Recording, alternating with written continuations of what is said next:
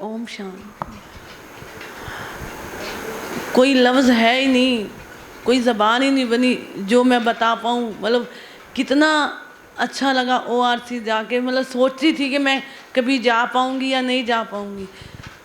बहुत बड़ा शुक्रिया दीपा बहन का, अन्नू बहन का, जिन्होंने मुझे मतलब लगाया। मैं मुरली भी सुनती थी, रेणु दीदी से भी मिलती, लेकिन मन में सोचती क्या मैं कभी जा भी पाऊँगी ORC। दीदी तो हमेशा कहते सीमा बहन चलना है। मैं कहती नहीं, घर में प्रॉब्लम है, नहीं जा पाऊँगी, ये है वो है। लेकिन इस बार तो पता नहीं बाबा जी ने इतनी कृपा करी, बाबा ने, कि मैं बता नहीं सकती। ऐसे ही मैं स्कूल आ रही थी तो ना, उससे पहले ही जैसे मैं स्टैंड पे आ रही थी ना, मेरे मन में मुझे तो पता नहीं था कल से छुट्टियां हैं, क्योंकि बाबा तो सब कुछ जानते हैं ना।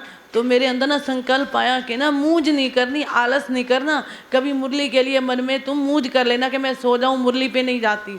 तो बाबा ने ये उससे पहले, लेकिन स्कूल गई तो अचानक ही ऑर्डर आया कि ना आपकी छुट्टियां हैं कल से। तो मैंने मन में संकल्प चला कि बाबा ने मुझे कैसे सुझाया कि तूने मूंझ नहीं, मुरली में आता ना कई बार बच्चे, मूंझ नहीं करनी तेरे को। तो बाबा ने किस तरह से मुझे सुझाया कि भाई तेरे को आलस नहीं करना।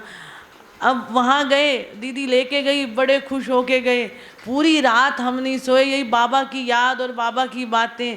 और वहाँ पे क्या सीखा कि ना आप किसी से भी बात करते हो कि बड़े प्यार से करो, खुश हो के मिलो। पता नहीं, कहते हैं आज की दुनिया में सब परेशान है, खुश हो के मिलोगे अगले का मन कितना खुश हो। जो भी तुमने सीखा उसको प्रैक्टिकल जीवन में करना है, ऊपर ऊपर से नहीं कहना, बिल्कुल प्रैक्टिकल जीवन में करना है। अब दीदी है, दीदी को कभी कोई बात करते हैं दीपा दीदी को, तो कहते हैं ड्रामा में यही ड्रामा अनुसार हो जाए। आपका हर जगह रोल है, घर में भी रोल है, वहाँ भी रोल है।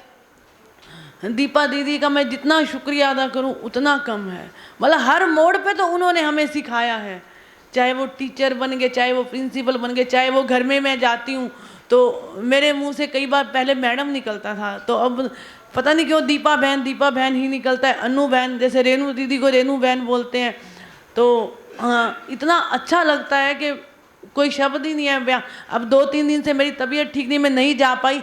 रोज़ दीदी मेरे सपने में आती है, रोज़। कभी मुझे कह रही है कि आज आप नहीं आए, आज आपने ये काम नहीं किया, आज आपने ये, देखो ये कैसे कर रहे हो सीमा बहन।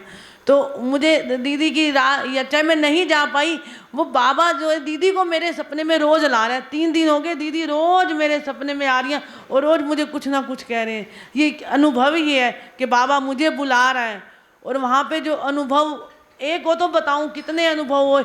मतलब वहाँ से आने के बाद जब भी घर में कोई बात होती है ना, कोई भी बात, तो मन में जैसे कभी क्रोध भी आता है ना, कहते नहीं, क्या कहते हैं, प्यार से बात करनी। उसी बात को आप आराम से शांत होके भी, जब खुद शांत होगे तभी सामने वाले को आप शांत कर पाओगे ना।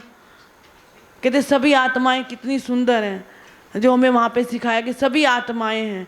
घर में क्या है, ये हम ट्रस्टी बन के सेवा करें।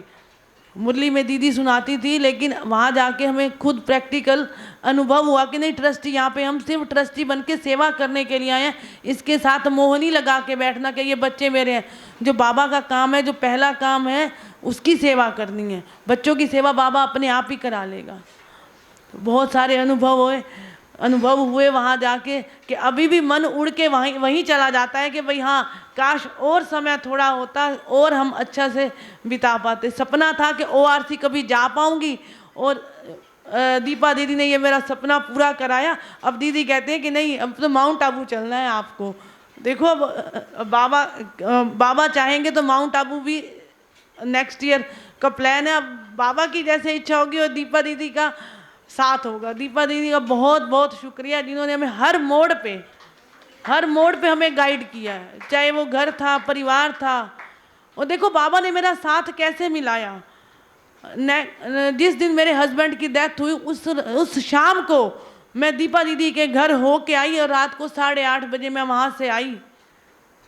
और जब सुबह मेरे को जब जाना था और दीदी का किसी दूसरी टीचर का कॉल आया, तो दीदी उसी टाइम 1 सेकंड में मेरे घर में प्रेजेंट थी। सबसे पहले सहारा देने वाला मुझे दीपा दीदी ही थी। कि नहीं, मैं कहती थी दीदी मेरी दुनिया चलेगी, कहते हैं नहीं सीमा बहन, दुनिया तो शिव बाबा है। इन्होंने मुझे वो ज्ञान दिया। बहुत बहुत शुक्रिया दीपा दीदी का, कोई लफ्ज़ ही नहीं है कि जो मैं उनका शुक्रिया अदा कर पाऊँ। और सबसे शुक्रिया शिव बाबा का, जिन्होंने मुझे दीपा दीदी से मिलाया, रेणु दीदी से मिलाया, अनु दीदी से मिलाया।